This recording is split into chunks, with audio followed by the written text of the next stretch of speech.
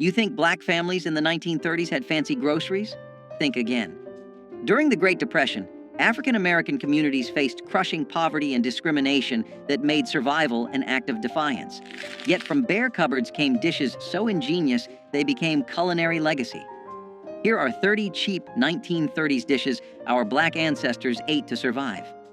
Dried bean soup was once the lifeline that kept entire black families fed when money disappeared and hope ran thin. Women would sort through pounds of dried pinto or navy beans, picking out pebbles and debris before soaking them overnight in large pots. The next morning, those beans went into cast iron kettles with whatever scraps could be found. A ham hock if lucky, fatback if not, sometimes just salt and onion. The pot simmered all day on wood stoves, filling shotgun houses with steam and the promise of something hot. By evening, the beans had broken down into creamy richness, thickened by their own starch until each spoonful coated the tongue. Families ladled this soup over day-old cornbread, stretching one pot across 2 or 3 meals.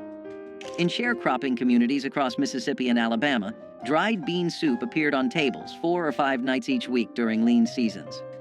Children grew up understanding that beans meant survival, that the pot on the stove represented their mother's determination to keep them fed, regardless of circumstances, through communal strength. Cornmeal mush carried black families through mornings when there was nothing else to put on the table but determination and resourcefulness. Coarse, stone-ground cornmeal was stirred into boiling water with salt, the wooden spoon moving constantly to prevent lumps from forming in the thick porridge. The mixture bubbled and spat as it cooked, thickening until it pulled away from the sides of the pot in one smooth mass. Some families added a precious spoonful of lard for richness. Others made do with just meal and water. Served hot in bowls, this mush provided the calories needed to get through days of backbreaking labor in fields or domestic service. Children ate it before walking miles to segregated schools, their bellies full even if the meal was plain. In urban black neighborhoods of Chicago and Detroit, families who'd migrated north during the Great Migration continued making cornmeal mush, connecting them to Southern roots and survival traditions. Leftover mush was poured into pans to set overnight, then sliced and fried the next morning for breakfast with patient care. Neck bones and rice turned discarded meat into Sunday dinner centerpieces that brought families together despite Depression hardships. Pork neck bones, sold cheaply because butchers considered them waste, contained enough meat and fat to flavor an entire pot when simmered properly. Black cooks knew to brown the bones first in cast iron skillets, rendering out fat and developing deep caramelized flavors before adding water, onions, and whatever seasonings the pantry held. Those bones cooked for hours, the meat falling away from cartilage until the broth turned rich and golden. Rice stretched the dish further, soaking up every drop of flavorful liquid while providing filling starch. In black communities throughout the rural South, neck bones and rice appeared at church suppers and family gatherings, the aroma announcing that someone had worked magic with almost nothing. Children sucked marrow from the bones, understanding instinctively that nothing edible should be wasted. The dish represented more than food. It showed how creativity and patience could transform what others dismissed into something genuinely delicious despite economic hardship. Dandelion green salad came straight from vacant lots and roadsides where free food grew abundantly if you knew what to look for. Black women taught their daughters which greens were safe to eat, passing down knowledge that connected them to African ancestors who had survived through intimate understanding of plants. Spring brought tender young dandelion leaves that were gathered in baskets before the plants flowered and turned bitter. These greens were washed repeatedly to remove grit, then torn by hand and dressed simply with vinegar, salt, and maybe a drizzle of bacon grease if available. The result was sharp, slightly bitter, and packed with vitamins that prevented scurvy during winter's lean months. In Chicago's South Side and Harlem's tenements, recent migrants foraged in any patch of green they could find, maintaining connections to rural foodways even in concrete jungles. Children were sent out with cloth bags to gather greens, learning to identify edible plants while contributing to family meals. Dandelion greens represented self-sufficiency and the refusal to go hungry when nature provided freely. Some families wilted the greens with hot bacon fat poured over top, creating a warm salad that felt more substantial through family wisdom. Sweet potato pie without sugar became an ingenious solution when refined sugar cost more than most families could afford. Black cooks relied on the sweet potato's natural sugars, roasting them until their starches converted to sweetness that rivaled any added sugar. The potatoes were mashed smooth, then mixed with a little flour, whatever milk or buttermilk could be spared, and spices like cinnamon or nutmeg if the spice tin held any. This mixture was poured into simple pastry crusts made from lard and flour, then baked until set. The result wasn't as sweet as modern pies, but it carried deep, earthy flavors that spoke of autumn harvests and survival through winter. Sweet potatoes grew abundantly in southern gardens, storing well in root cellars for months after harvest. Families who grew their own could make pies throughout fall and winter, stretching one crop across countless meals. In Black communities, sweet potato pie represented celebration despite poverty, proof that special occasions deserved recognition even when money was absent. Children looked forward to these pies as rare treats, savoring every bite of something that felt luxurious despite humble ingredients through shared sacrifice. Crackling bread transformed pork scraps into cornbread so rich it could serve as a meal on its own. Cracklings, the crispy bits left after rendering lard from pork fat, were considered waste by some but treasure by Black cooks who understood their value. These crunchy, savory morsels were mixed directly into cornmeal batter, along with buttermilk, salt, and just enough flour to bind everything together.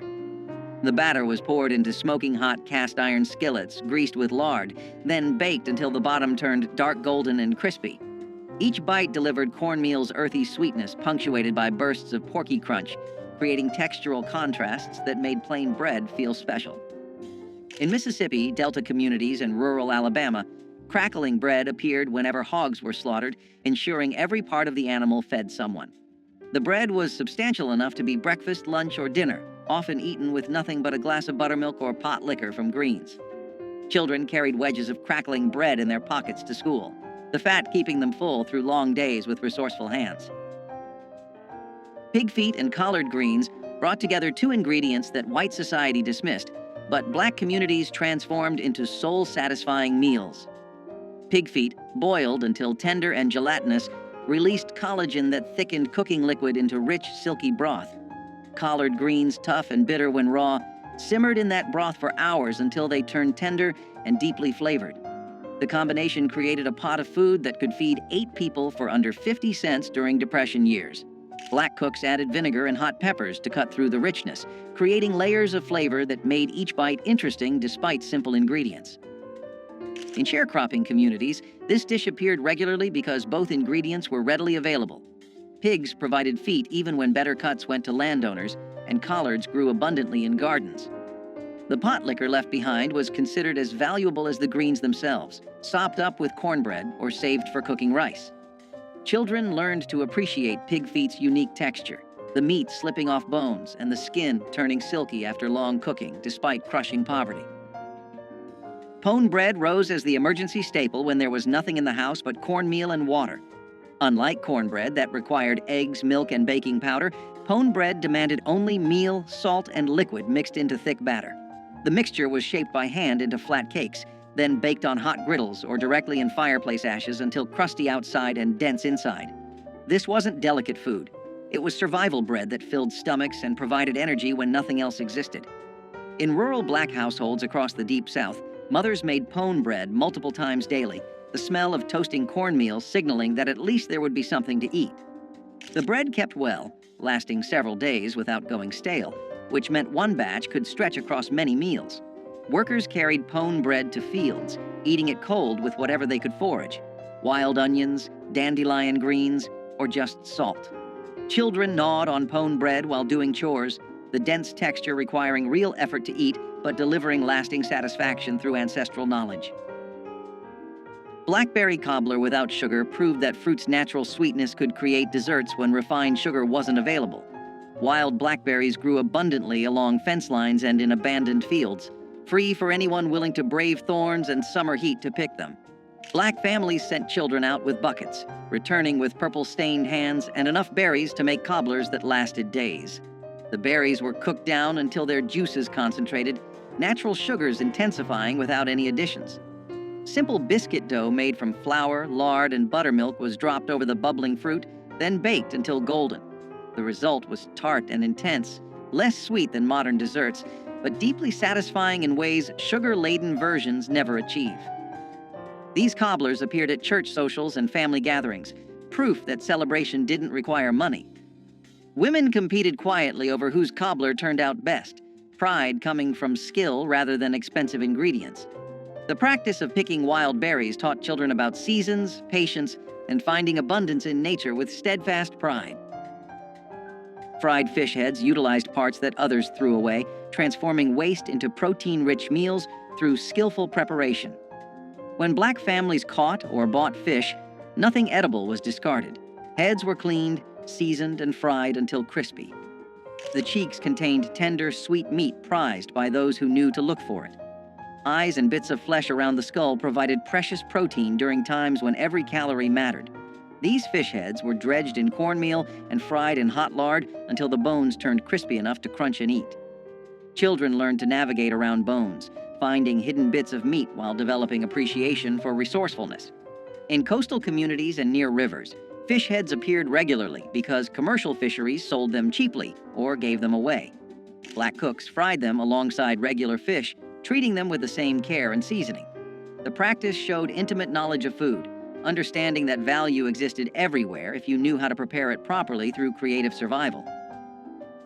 Okra soup stretched vegetables into filling meals that provided nutrition and comfort during impossible economic times.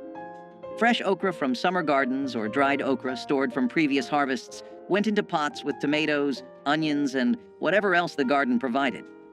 The okra released natural thickeners as it cooked, creating viscous soup that coated the spoon and filled empty stomachs. Black cooks added rice to make the soup even more substantial, transforming a few vegetables into meals for entire families. The dish carried flavors that connected African American communities to West African ancestors who had cooked similar soups for centuries. In rural Louisiana and South Carolina, okra soup appeared regularly because okra grew prolifically in southern heat. The slime that some people found off-putting became crucial for thickening without expensive starches or cream. Families ate this soup with cornbread, using the bread to soak up every drop of precious broth. Children grew up loving okra soup's unique texture, finding comfort in its warmth and fullness despite systematic oppression. Cornmeal sacks were as essential as breathing, and every family knew it. Cornmeal was cheap, filling, and dependable, something you could use in a dozen different ways without wasting a single grain. Families used it for cornbread that stretched a pot of beans, hoe cakes cooked right on the stovetop, dumplings dropped into broth, and even as a thickener when soups needed to last another day, the sacks sat in corners of pantries, tied tight to keep pests out, often lasting weeks at a time because people used cornmeal daily. Kids learned early how to scoop it with steady hands, knowing a little went a long way. Cornmeal was the base of survival cooking, humble but mighty. It kept families full when nothing else was guaranteed, proving that simple food could be powerful when stretched with skill and love. Pan-fried corn was sunshine in a skillet, sweet, buttery, and golden. Fresh ears were scraped by hand, milk and all, then tossed into hot bacon grease until the kernels popped and sizzled. A sprinkle of salt, a dash of sugar, maybe a touch of pepper. It didn't need much else. The smell filled the kitchen, calling everyone to gather round. Each spoonful had that mix of sweet and savory that only Southern cooks could master. It was summer food, made from corn grown nearby, cooked while the day was still hot and bright. You could eat it by itself or scoop it beside greens and meat, but it always stole the show. The sound of it frying was like music, a melody of comfort and familiarity. It was the kind of dish that turned ordinary days into something to remember. Pan-fried corn was quick to make but impossible to forget, the kind of dish that reminded people that joy could fit inside a cast-iron skillet. Cabbage fermented into slaws was a clever way families made vegetables last long past their growing season. When fresh cabbage was cheap and abundant, families shredded it, salted it, packed it into jars or crocks, and let time transform it into something tangy and crisp that held up through bitter winters. This fermentation not only preserved the cabbage but added flavor and nutrients when meals were often plain and repetitive. During the Depression, when fresh greens disappeared quickly, having a jar of fermented slaw meant there was always something bright and sharp to cut through heavy dishes. It brought contrast to beans, cornbread, or stews, and made even the simplest supper feel complete. Kids might wrinkle their noses at the smell, but adults appreciated how far a single head of cabbage could be stretched. Cabbage slaw was survival with personality, tart, lively, and always ready to remind families that good food could still exist in hard times. Cowpea and collard stew combined two powerhouse ingredients that sustained countless families through hard times. Field peas, also known as cowpeas, were simmered slowly with smoky meat and joined by hearty collard greens, creating a dish rich in protein, vitamins, and earthy flavor. The long cooking process filled homes with an aroma that signaled comfort and nourishment. Farmers valued cowpeas for their ability to thrive in poor soil, while collards offered leaves long after other vegetables had withered. Together, they made a meal that cost little but fed many, reflecting a tradition of resourcefulness and care. Mothers and grandmothers seasoned the pot with onions, garlic, and pepper, each adding a personal touch passed down through generations. Families gathered around the table with slices of cornbread to soak up the flavorful broth, finding strength in every spoonful.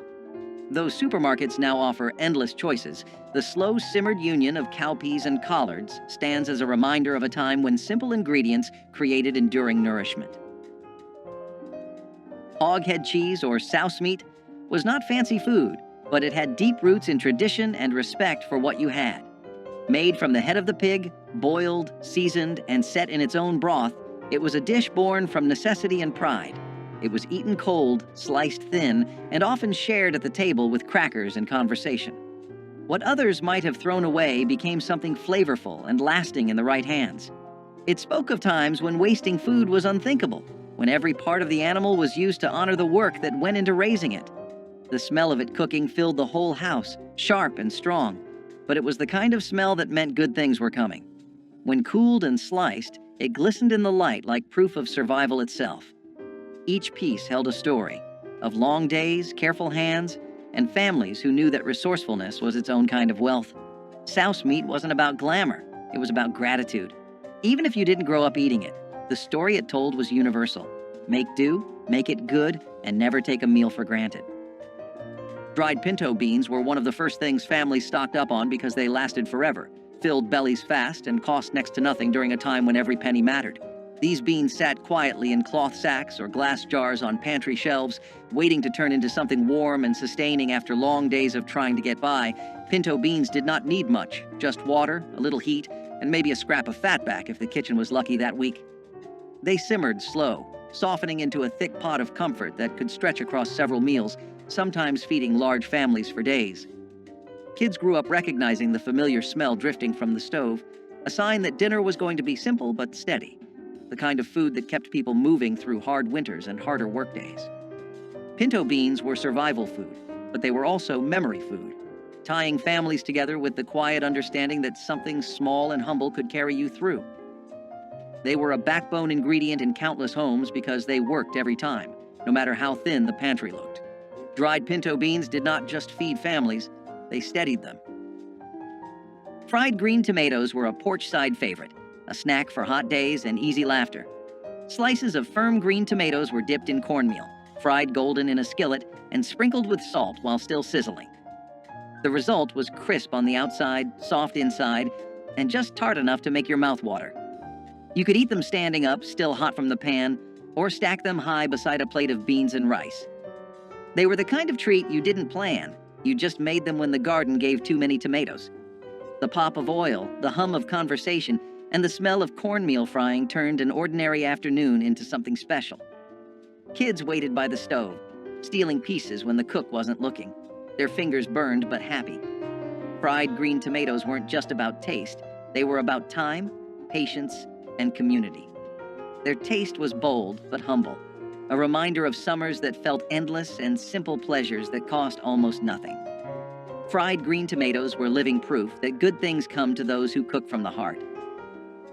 Peanut soup demonstrated the brilliance of using locally grown legumes to create filling, nutritious meals from almost nothing. Peanuts, grown throughout the South and often harvested by black farmers, were ground into paste and mixed with water, onions, and whatever seasonings could be found. The mixture cooked down into creamy soup that provided protein, fat, and comfort. This wasn't the refined peanut butter soup found in fancy cookbooks. It was rough, grainy, and honest, tasting of earth and survival. Black families made peanut soup regularly because peanuts stored well and could be ground by hand using simple tools. The soup filled hungry children before school and warmed field workers who came home exhausted after dark.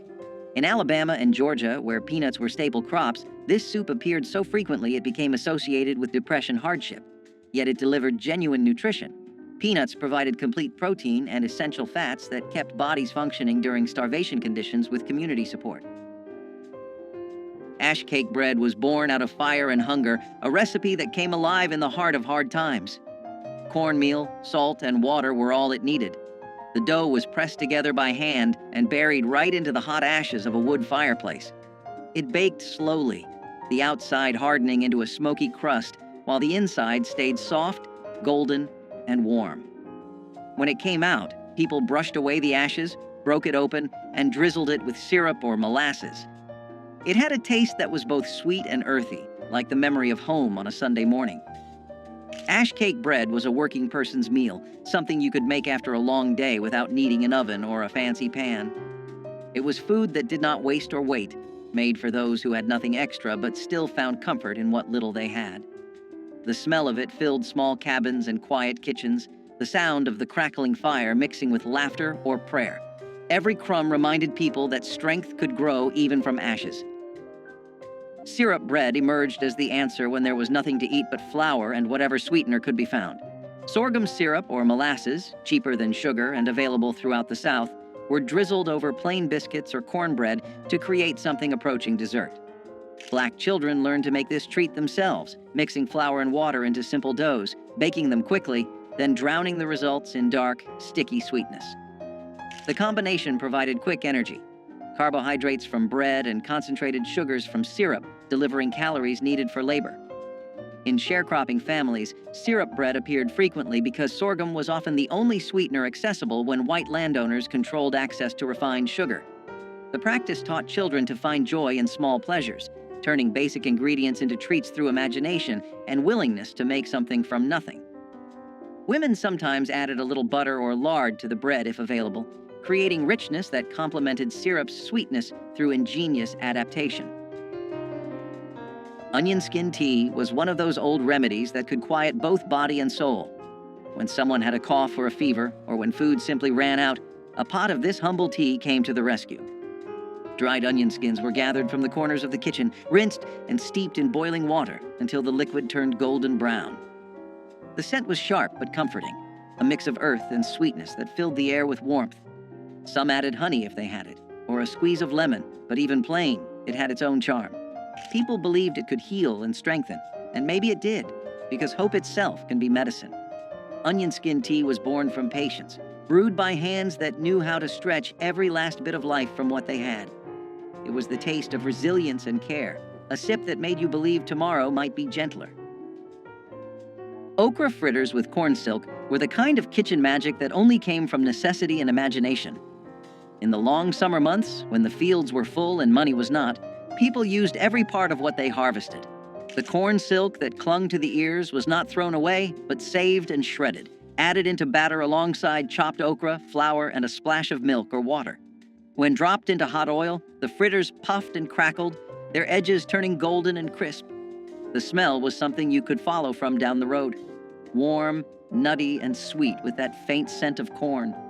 Each bite was crunchy on the outside and tender in the middle, with little strings of corn silk that gave it texture and charm.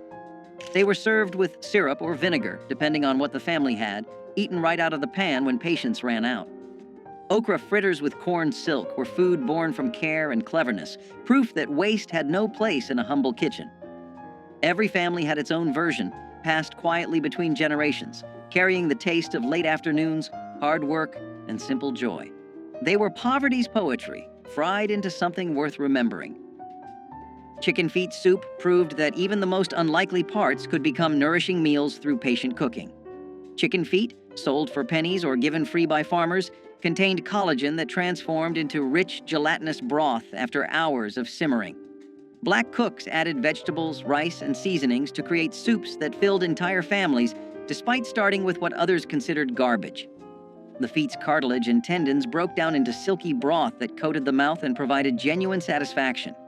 This soup appeared regularly in both urban and rural Black households, the feet's low cost making them accessible even during the worst Depression years. Children learned to navigate around bones, finding bits of meat and skin while appreciating the rich broth. The practice of using chicken feet showed respect for animals and refusal to waste anything edible. In Chinese and Black communities, Chicken feet were prized ingredients rather than trash, cultural knowledge preserving their value. The soup delivered protein, minerals from bones, and warmth that comforted as much as it nourished despite impossible odds.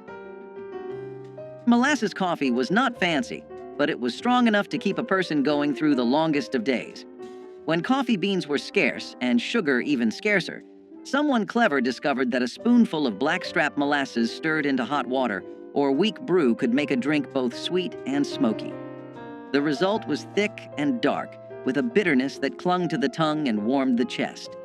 It tasted like work and resilience, like fields at sunrise and factory bells ringing. Families drank it early and often, some adding milk if fortune allowed, others taking it plain with bread crusts for breakfast. It was a poor man's luxury, a small rebellion against hunger and fatigue. The smell alone was enough to wake the tired and remind them that strength could be stirred, not bought. Molasses coffee was courage in a cup, shared by hands cracked from labor and hearts that refused to quit.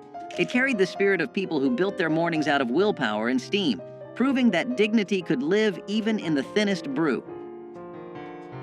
Onion gravy transformed the cheapest possible ingredients into something that made even plain rice or potatoes taste worthwhile. Black cooks sliced onions thin and cooked them slowly in whatever fat was available: bacon grease, lard, or even plain vegetable oil.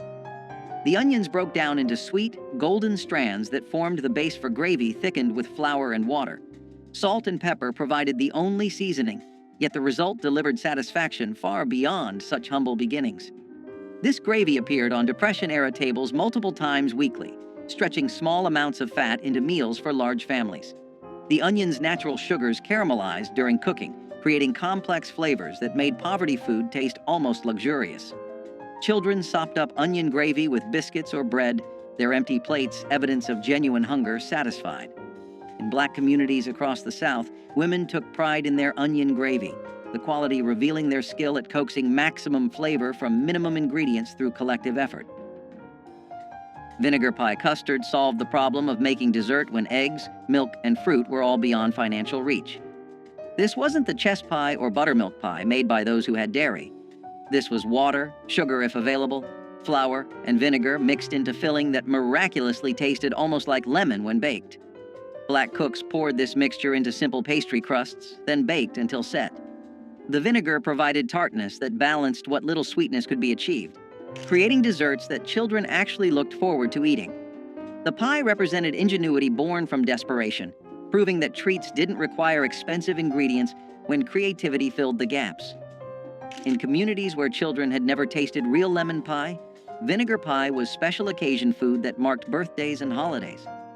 Women experimented with different vinegar types and proportions, developing recipes that became family secrets. The practice of making vinegar pie taught important lessons about resourcefulness and refusing to let poverty steal all joy despite economic collapse. Grease gravy rice was what people cooked when they refused to let anything go to waste. When breakfast meats were done frying, the leftover grease became treasure. A spoon of flour went in first, sizzling and popping until it turned golden. Then milk or water got poured in, slow and steady, until it thickened into smooth gravy. That hot gravy poured over white rice made something out of nearly nothing. It was salty, creamy, and smoky all at once. The smell filled the house, and the taste filled the stomach. Parents called it breakfast, but it could carry a family through an entire day. It came from kitchens that knew survival like a second language, where flavor was earned from thrift and patience.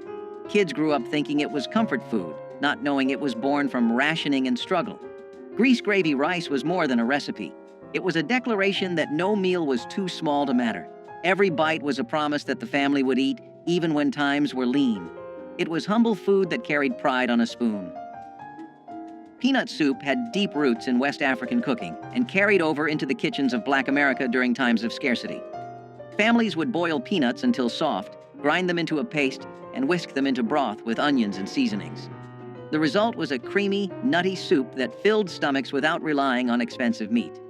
Because peanuts were widely available and inexpensive, this dish became a dependable source of protein and comfort. It could be served plain with bread or thickened with vegetables to stretch even further. Children grew up tasting peanut soup as a warm, sustaining dish that soothed hunger while carrying the echo of older traditions. The flavor was earthy and satisfying, reminding families of both resilience and cultural roots. Peanut soup showed that the most affordable ingredients could still produce something memorable, sustaining entire households during difficult seasons. It was not just soup, it was survival food with heritage poured into every bowl. Ground kudzu root paste emerged when conventional flours were scarce, and starchy substitutes were needed to thicken stews or stretch breads. Kudzu, an invasive vine introduced from Asia, sent deep roots into the southern soil that stored abundant starch. Enslaved gatherers dug these roots, washed and dried them, then pounded them into a fine powder. Mixed with water, the powder formed a paste that thickened soups or acted as a binder for cornmeal cakes. Its mild flavor and reliable texture made it a quiet but important ingredient in times of scarcity. After emancipation, some rural families continued to harvest kudzu for its starch, and today herbalists still value it for its medicinal qualities. Ground kudzu root paste shows how knowledge of local plants and persistence in foraging allowed cooks to replace costly ingredients with what the land freely offered, turning an aggressive vine into a vital pantry staple, and demonstrating again how necessity inspired both culinary creativity and a deeper understanding of the southern landscape's hidden gifts. Wild muscadine grape jam brought the late summer woods to the breakfast table in a deep purple shine. Children and parents walked along fence lines and wooded edges with baskets in hand, searching for the thick-skinned grapes that thrived in southern heat. Once gathered, the fruit was boiled gently until the skins burst and the pulp softened, filling kitchens with a fragrance that hinted at honey and earth. The juice was strained and mixed with sugar, then cooked again until it thickened into a jam rich enough to spread over biscuits or stir into morning porridge. Families prized each jar, knowing that muscadines grew wild and free, needing only careful hands and patience to become something sweet. In some towns, church groups organized picking days, turning the harvest into a social event where songs and laughter echoed through the vines. Today, supermarket grapes have replaced the wild hunt, and store-bought jams lack the musky depth of fruit ripened under southern sun. But memories of purple-stained fingers still linger in many hearts. Cornmeal dumplings in tomato broth were the type of dish that felt simple but filling, carrying both thrift and comfort in every bowl.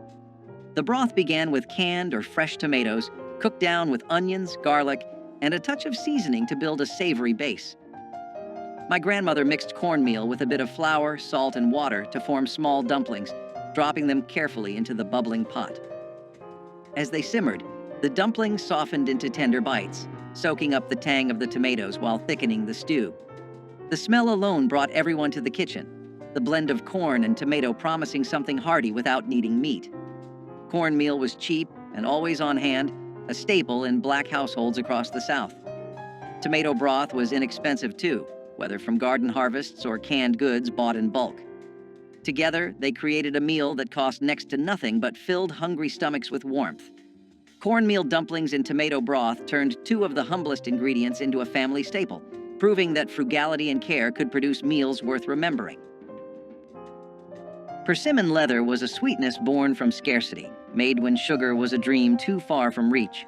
Wild persimmons, soft and golden when ripe, were gathered by hand and mashed into pulp, their tartness fading into deep honeyed flavor as they dried under the southern sun. Spread thin on boards or cloth, the pulp hardened into chewy sheets that could last for months, folded and stored for the hard winter ahead. It was candy made by patience, nutrition pressed into a form that would not spoil. The process itself was quiet work, often done at the edges of daylight, each batch a small defiance against hunger. When the cold arrived and food was scarce, a strip of persimmon leather could lift spirits and soothe hunger's edge. In its sweetness lived a lesson. Survival does not always mean bitterness. Sometimes it tastes like sunlight caught in fruit. Okra and tomato stew was a dish where heritage met hunger and turned it into comfort. Born from African roots and southern soil, it blended the earthiness of okra with the tang of ripe tomatoes in a thick, bubbling pot. The slime that many feared became silk under the right hands, thickening the stew into a rich, flavorful broth. Onions, garlic, and a few peppers added depth, while a dash of salt or cayenne made the flavors sing. Families often served it over rice or ate it plain with a piece of cornbread, wiping the last drops from their plates. This dish wasn't just food. It was identity, a reflection of generations who made do and made magic. It connected farm to family, past to present, and hunger to heart. The smell alone carried memories of warm kitchens and laughter that refused to fade. Okra and tomato stew was a promise that no ingredient was too humble to become beautiful. It was the taste of tradition kept alive, no matter the hardship, and a reminder that every simmering pot held more than flavor. It held history. Sugar cane sticks were the simplest kind of sweetness, and they carried a special memory for children who grew up with little. Fresh cane was cut into sticks, peeled, and chewed for its sweet juice, offering a natural candy when refined sugar or store-bought treats were out of reach. For many children in the South, walking home with a stick of sugar cane was as good as holding a chocolate bar. It was affordable, long-lasting, and carried the earthy, raw sweetness of the land itself. Parents loved it because it kept children happy without costing much, and it taught the value of finding joy in small things. Sugar cane sticks carried the reminder that sweetness did not need to come from a store, but from fields worked by hand. They were part of the rhythm of rural life, tied to harvests and family memories. Even in the toughest years, sugar cane sticks brought happiness. Persimmon seed coffee emerged when imported beans were rare or too costly for enslaved communities. Wild persimmons dropped their fruit in autumn, and the hard seeds inside were washed, dried, and roasted until dark and fragrant. Ground and steeped in hot water, they produced a warm, nutty beverage with no caffeine but plenty of comfort on cold mornings. This practice carried forward after the Civil War, especially during wartime shortages when coffee imports faltered again. Families across the South roasted persimmon seeds alongside chicory or other local substitutes, proving the durability of this inventive method. The gentle flavor and toasty aroma made it a beloved alternative long after necessity faded.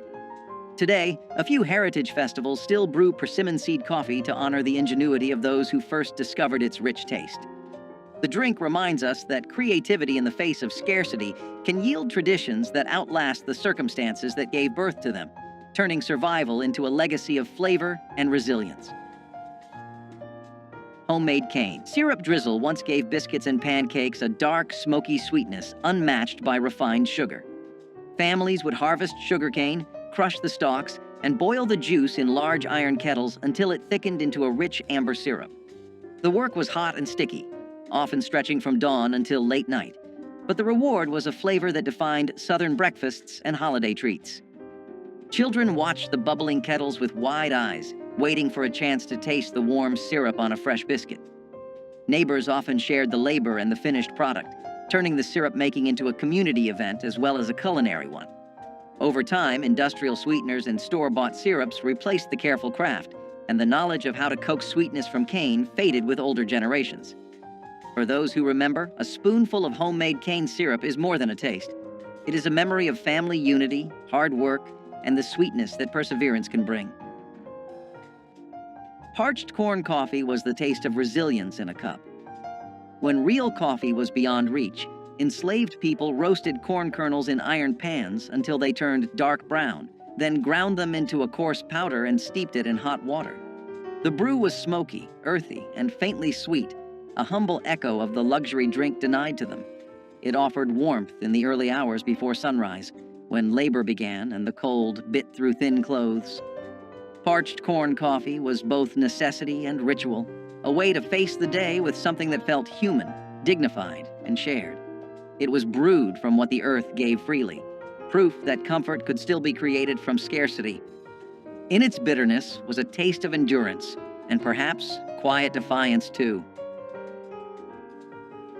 Turnip green pot pie was a dish that blended creativity with thrift, transforming greens into the centerpiece of a meal. My grandmother cooked the greens down with onion and broth until tender, then poured them into a dish and covered them with pie crust or biscuit dough. As it baked, the crust turned golden and flaky, soaking in the juices of the greens below. It looked like a Sunday supper, even though it was made from humble garden vegetables. Families sliced into the pot pie and found warmth, substance, and a reminder that greens were not just a side dish, but a main course. Paired with cornbread or beans, it became a meal that stretched across households. In the 1960s, this kind of resourcefulness kept families going, proving that with care and imagination, even simple greens could feel special. Turnip green pot pie was proof that hard times did not mean giving up pride at the table. Collard greens with ham hocks were a kind of southern poetry in a pot. Every batch began with water, greens, and a meaty ham hock that filled the kitchen with the scent of home. The greens simmered slowly, wilting into something rich and earthy while the hock gave off its smoky depth. This wasn't a quick meal. It was an act of devotion, a ritual that demanded time and patience. Every generation had its own trick for getting them just right. Maybe a dash of vinegar, a sprinkle of sugar, or a secret seasoning passed down by word of mouth. Collards carried pride, not pity. They were the food of workers, field hands, and families that knew the meaning of resilience. Served alongside cornbread, they became the soul of Sunday dinners, a moment when everyone gathered to taste a little peace after a week of hard living. The broth, or pot liquor, was so treasured it was sipped from cups when the greens were gone. In every spoonful was survival seasoned with hope. Collard greens with ham hocks stood as proof that even in the toughest times, comfort could still be coaxed from the simplest things. Field green salad was a dish born from foraging, when store-bought vegetables were not available or were too costly.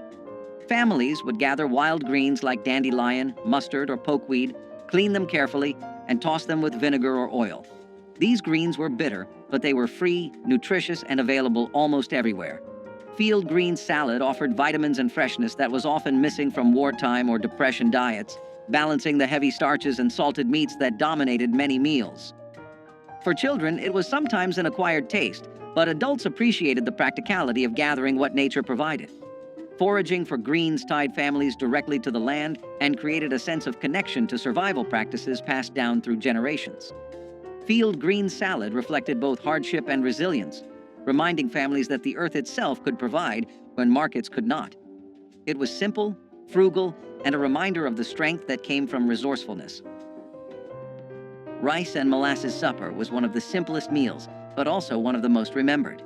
A pot of rice was inexpensive, filling, and always on hand, but paired with a drizzle of molasses, it turned into something sweet and sustaining. Sugar was too costly for everyday use, but molasses was affordable and sold in larger tins that seemed to last forever.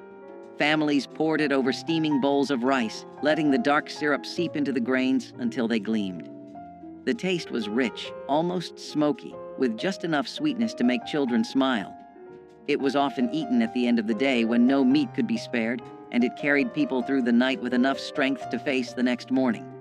My grandmother told me rice and molasses was a treat disguised as necessity, proof that resourcefulness could soften the edge of scarcity. In the 1960s, when black families were stretching every dollar, rice and molasses kept hunger at bay while still offering a touch of comfort. Simple, cheap, and unforgettable, it was a meal born of need but remembered with love. Which of these survival dishes hits closest to home for you? Drop a comment with your family's Depression-era recipe, hit that like button, and subscribe so we can keep honoring these forgotten but essential pieces of our history together despite overwhelming hardship.